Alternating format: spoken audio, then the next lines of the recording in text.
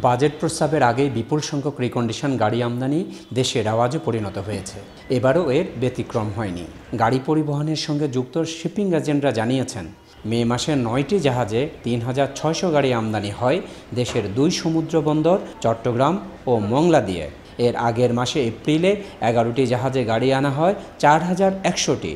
আমদানিকারক ও showroom মালিকরা বলছেন, 2 বন্দরের শেড এবং ঢাকা ও চট্টগ্রামের বিভিন্ন শোরুমে প্রায় 20,000 গাড়ি মজুদ রয়েছে। যদি কোনো কারণে বাজেটে তাদের পক্ষে কোনো কিছু আসে, তারা যদি বাজেট ডিক্লারেশনের আগেই আমদানি করতে পারে গাড়িগুলো, পরবর্তীতে বাজেটে যে ডিক্লারেশন আসে ওই সুযোগটা তারা অটোমেটিক্যালি পেয়ে যায়। সুতরাং গাড়ির প্রাইস একটু বাড়লে এবং এই সুবিধাটা আমদানিকারকরা পাবে বলে আমি মনে করি। আমদানিকারক ও শোরুম মালিকদের সংগঠন বারভিডার নেতারা বলছেন, বাজেটে শুল্ক হার বাড়ানোর কারণে ক্রেতারা সুবিধা পাচ্ছেন না।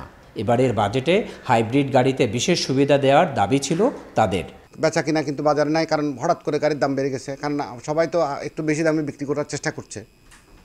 স্বাভাবিকভাবে গাড়ির দাম বেড়ে গেছে, গাড়ির মূল্য বৃদ্ধি পেয়েছে। 90,000 টাকা থেকে 9 লাখ টাকা পর্যন্ত ডিউটি বাড়ছে এই প্রস্তাবিত বাজেটে। তবে শেষ পর্যন্ত শুল্ক বৃদ্ধির সুবিধা পাচ্ছেন বিক্রেতারা।